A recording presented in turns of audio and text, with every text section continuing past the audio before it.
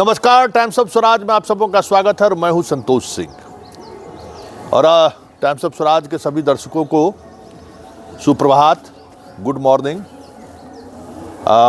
सुबह सुबह कुछ ख्याल ऐसा आया कि सोचा मैंने कि आपसे उस ख्याल को शेयर कर लूं, क्योंकि लगातार इन दिनों हम देख रहे हैं कि जिन शिक्षक शिक्षिकाओं का फ़ोन मेरे पास आ रहा है या मैसेज आ रहा है वो बहुत निराश है।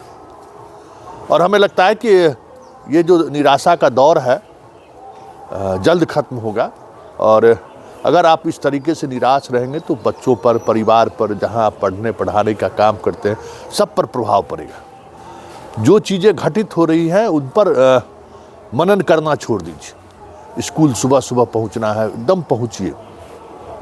लेट तक रहना है, रहिए। दिमाग से इन चीज़ों को बाहर कर दीजिए कि होली में परीक्षा लेने वाला है, गर्मी की छुट्टी नहीं होने वाली है।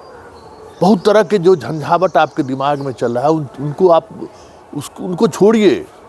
अपने परिवार के बीच, अपने कुटुंब के बीच से आप दूर हैं।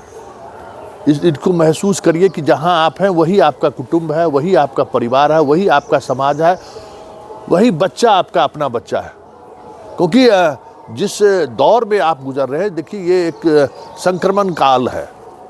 शिक्षा के क्षेत्र में ये दौर बहुत ही संक्रमण काल है। ये दौर शायद फिर पीढ़ी दर पीढ़ी के अगले आने वाले समय के शिक्षकों को, छात्रों को ऐसी दौर से फिर रूबरू ना होना पड़े। लेकिन आप जिस दौर में इन चीज़ों को फेस कर रहे हैं, उन दौर के बुनियादी समस्याओं को भी समझिए कि सरकार ने सिर्फ बहाल कर दिया है। सरकार उसको व्यवस्थित तरीके से कैसे हम आगे बढ़ाएं, कभी ये सोच नहीं रही। आप परीक्षा दिए हैं, अब फिर 5 बजे शाम के बाद आपको थंब इम्प्रेशन का जांच होगा। क्या कीजिएगा? आप ही के बीच के फर्जी शिक्षक है ना, जिसके कारण से पूरी व्यवस्था चरमराई हुई है। समाज में आप विलेन बने हुए हैं। हर कोई आपको संदेह की दृष्टि से देखता है कि कहीं ये भी तो फर्जी नहीं है। तो ये सारी चीज़ें जो कवायद चल रही है, उस कवायद की वजह से आप परेशान जरूर हैं, लेकिन आप टूटिए मत। कई महिला शिक्षक फ़ोन करती है कि भाई सक्षमता परीक्षा के बाद मेरा आशियाना तो नहीं उजड़ जाएगा। इन बातों पर सोचिए ही मत। जो होगा वो तय है, इसको इतना ही समझिए। मेरा अनुभव कह रहा है, कई मौके पर मैंने देखा है कि हमारे आपके बस में बहुत सारी चीज़ें नहीं हैं। लगता होगा कि आपके बस में बहुत सारी चीज़ें, हम भाग्यवादी नहीं हैं और ईश्वरवादी भी नहीं हैं, कर्मवादी हम हैं पूरी तौर पर। लेकिन इस दौर में मेरा अनुभव यही कहता है कि हम सब कठपुतली हैं, एकदम वाकई में कठपुतली हैं। और इस चीज़ को महसूस कीजिए कि हमारी आपकी हैसियत कुछ भी नहीं है। कोई अदृश्य शक्ति है जो इस दुनिया को चला रहा है। आपको महसूस होगा जब आप इस सार्वजनिक जीवन में आए हैं, तब आपको महसूस होगा कि हम जहां आप हैं, आपके नियंत्रण में कुछ भी नहीं। आप हेडमास्टर भले हों, आप शिक्षक जरूर भले हों, आप यूपी से आए हुए हैं, एमपी से, अलग अलग राज्यों से आप पढ़ाने के लिए आप आए हुए हो, बिहार के अलग अलग ज़िलों से दूसरे ज़िलों में आप पढ़ा रहे हैं, आपके नियंत्रण में कुछ भी नहीं है। जो चीज़ आपको लगेगा कि अरे ये अब क्या होगा, लेकिन उसका समाधान चंद मिनटों में ही आपको अपने आप आपके सामने आ जाता है।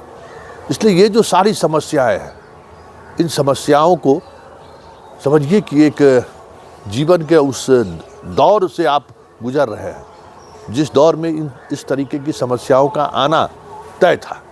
आप मजबूत हो रहे हैं, ये बात समझिए। आप मजबूत हो रहे हैं, आप में धैर्य की ताकत बढ़ रही है, आपका विजन बदल रहा है, चीज़ों को देखने का नज़रिया बदल रहा है। ये पॉजिटिविटी है। इसलिए निराश मत होइए। निराश होइएगा तो टूट जाइएगा, और टूट जाइएगा तो फिर पूरा परिवार बिखर जाएगा, पूरा आपका सब कुछ बिखर जाएगा। आप उन चीज़ों को मत सोचिए जो आपके नियंत्रण में नहीं है। आप उन चीज़ों पर सोचिए जो आपके नियंत्रण में है। आप सुबह पहुंचिए। होली क्या होगा, ऊपर वाले को छोड़ दीजिए। बहुत सारे जीवन में ऐसे भी आए हैं जब होली में हम लोग भी दिल्ली यूनिवर्सिटी में पढ़ते थे, तो कितना होली बीत गया पता ही नहीं है। छठ दीपावली घर आए हुए बीत गया।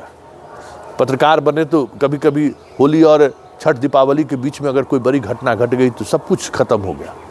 ये सब कुछ स्वतः है, इस पर मत सोचिए। बस एक ही चीज़ सोचना है कि इस दौर से कैसे बाहर निकलना है और इस दौर में को मजबूती से कैसे फेस करना है।